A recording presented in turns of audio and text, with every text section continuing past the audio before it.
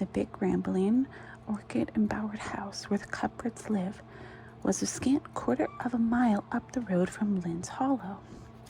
To be sure, the long lane made it a good deal further. Matthew Cuthbert's father, as shy and silent as his son after him, had got as far away as he possibly could from his fellow man without actually retreating into the woods when he found his homestead. Green Gables was built at the furthest edge of his cleared land, and there it was to this day, barely visible from the main road, along which all the other Avonlea houses were so sociably situated. Miss Rachel Lynde did not call living in such a place living at all. "It's just staying, that's what," she said as she stepped along the deep, rutted, grassy lane bordered with wild rose bushes. "It's no wonder Matthew and Marilla are both a little odd, living back there by themselves. Trees aren't much company, though dear knows if they were, they'd be enough of them. I'd rather look at people, to be sure. They seem contented enough, but then I suppose they're used to it. A body can get used to anything, even to being hanged, as the Irishman said." With this, Miss Rachel stepped out of the lane into the backyard of Green Gables. Very green and neat and precise was that yard, set about on one side with great patriarchal willows, and on the other with prim Lombardies. Not a stray stick nor stone was to be seen, for Miss Rachel would have seen it if it had been. Privately, she was of the opinion that Marilla Cuthbert swept that yard over as often as she swept her house. One could have eaten a meal off the ground without overbrimming the proverbial peck of dirt. Miss Rachel rapped smartly at the kitchen window and stepped in when bidden to do so. The kitchen at Green Gables was a cheerful apartment, or would have been cheerful if it had not been so painfully clean as to give it something of the appearance of an unused parlor. Its windows looked east and west. Through the west one, looking out into the backyard, came a flood of mellow June sunlight. But the east one, when she got a glimpse of the bloom-white cherry trees and the left orchid and nodding, slender birches, and down in the hollow by the brook, was greened over by a tangle of vines. Here sat Marilla Cuthbert, and when she sat at all, always slightly distrustful of sunshine, would seem to her too dancing and irresponsible a thing for a world which was meant to be taken seriously. And here she sat now, knitting, and the table behind her was laid for supper. Miss Rachel, before she had fairly closed the door, had taken mental note of everything that was on that table. There were 3 plates laid, so that Marilla must be expecting someone home with Matthew to tea.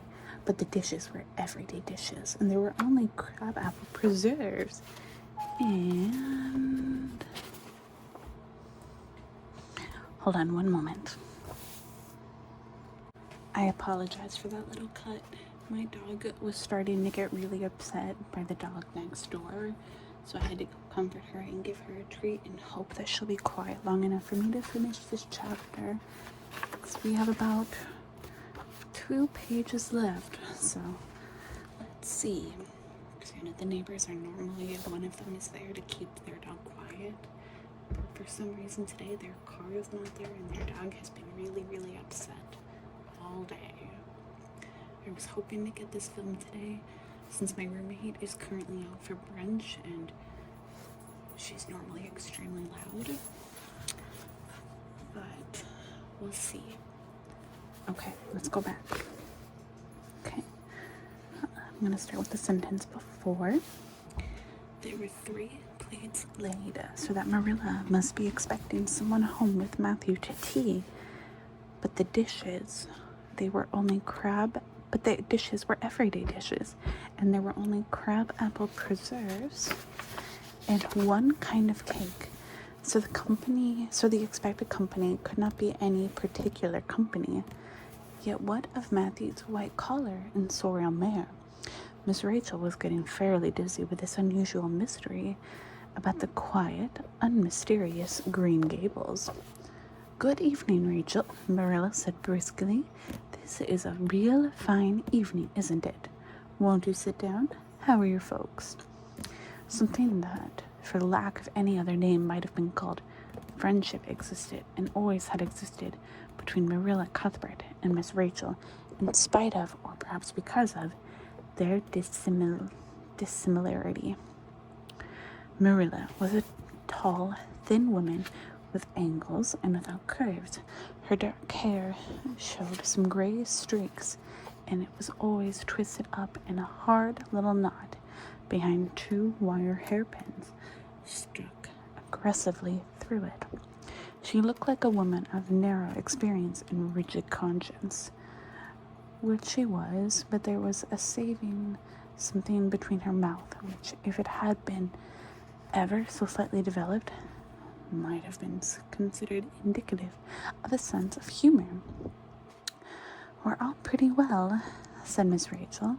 "I was kind of afraid you weren't, though, when I saw Matthew starting off today. I thought maybe he was going to the doctor's." Marilla's lips twitched understandingly. She had expected Miss Rachel up. She had known that the sight of Matthew jaunting off so unaccountably would have been too much for her neighbor's curiosity.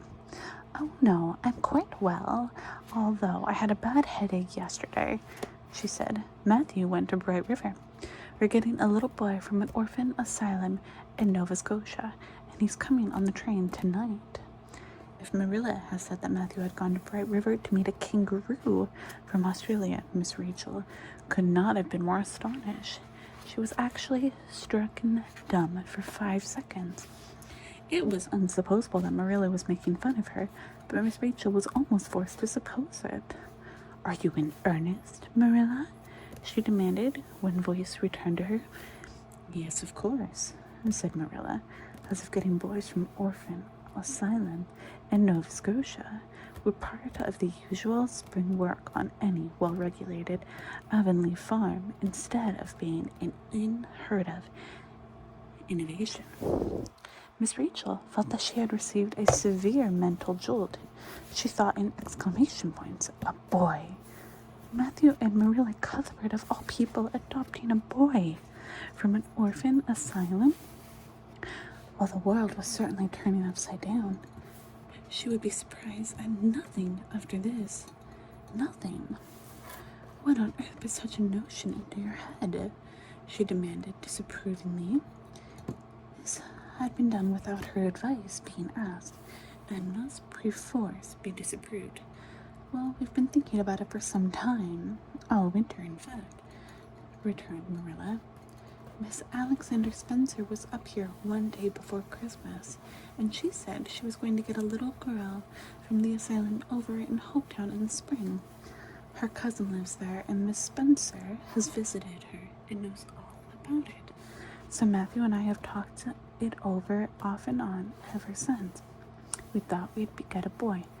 Matthew is getting up in years, you know. He's 60, and he's not so spry as he once was.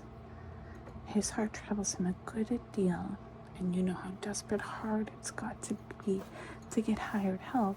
There's never anybody to be had but those stupid half-grown little French boys. And as soon as you do get one broke into your ways and self-taught, he's up and off to the lobster canneries or the States. At first, Matthew suggested getting a Bernardo boy, but I said no flat to that.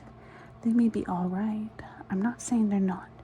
But no to London street Arabs for me, I said. Give me a native born at least. There'll be a risk no matter who we get, but I'll feel easier in my mind and sleep sounder at nights if we get a born Canadian. So, in the end, we decided to ask Miss Spencer to pick us out one when we went over to get her little girl. We heard last week she was going, so we sent her word by Richard Spencer's folks at the commandery to bring us a smart, likely boy of about 10 or 11. We decided that would be the best age, old enough to be of some use in doing chores right now, and young enough to be trained up proper. We mean to give him a good home and schooling. We had a telegram from Miss Alexander Spencer today. The mailman brought it from the station, saying they were coming on the 5:30 train tonight. So Matthew went to Bright River to meet him. Miss Spencer will drop him off here. Of course, she goes to White Sands Station herself. Miss Rachel prided herself on always speaking her mind. She proceeded to speak it now, having adjusted her mental attitude to this amazing piece of news. Well, Marilla, I'll just tell you plain that I think you're doing a mighty foolish thing, a risky thing, that's what. You don't know what you're getting. You're bringing a strange child into your house and home, and you don't know a single thing about him, nor what his disposition is like, nor what sort of parents he had, nor how he's likely to turn out. Why, it was only last week I read in the paper how a man and his wife up west of the island took a boy out of an orphan asylum, and he set fire to the house at night. Set it on purpose, Marilla, and nearly burnt them to a crisp in their beds. I know another case where an adopted boy used to suck the eggs. They couldn't break him out of it. If you had asked my advice in this matter, which you didn't do, Marilla, I'd have said for mercy's sake not to think of such a thing. That's that. This job's comforting seemed neither to offend nor alarm Marilla. She knitted steadily on. I don't deny there's something in what you say, Rachel. I've had some qualms myself, but Matthew was terrible set on him. I could see that, so I gave in. It's so seldom Matthew sets his mind on anything that when he does, I always feel it's my duty to give in. And for the risk, there's risks in pretty near everything a body does in this world. There's risks in people having children of their own, if it comes to that. They don't always turn out well, and then Nova Scotia is right close to the island. It isn't as if we were getting him from England or the States. He can't be much different from ourselves. Maggie, it's okay. Hold on one moment again. But I'll make sure that next time my sister is home so she can give the dog all the attention in the world, so that way she doesn't interrupt chapter 2. Okay, let's carry on. I don't deny there's something in what you say, Rachel. I've had some qualms myself, but Matthew was terrible set on it. I could see that, so I gave in. It's so seldom Matthew sets his mind on anything. That's when he does, I always feel it's my duty to give in. As for the risk, there's risks in pretty near everything a body does in this world. There's risks in people having children of their own, if it comes to that. They don't always turn out well. And then Nova Scotia is right close to the island. It isn't as if we were getting him from England or the States. He can't be much different from ourselves. Well, I hope it turns out all right, said Miss Rachel, in a tone that plainly indicated her painful doubts. I only don't say I didn't warn you in case he burns down Green Gables or puts strychnine in the well. I heard of a case over in New Brunswick where an orphan asylum child did that and the whole family died in fearful agonies. Only it was a girl in that instance. Well, we're not getting a girl, said Marilla, as if poisoning wells were a purely feminine accomplishment and not to be dreaded in the case of a boy. I'd never dream of taking a girl to bring up. I wonder at Miss Alexander Spencer for doing it. But there, she wouldn't shrink from adopting a whole orphan asylum if she took it in her head. Miss Rachel would have liked to stay until Matthew came home with his imported orphan, but reflecting that it would have been a good 2 hours at least before his arrival, she concluded to go.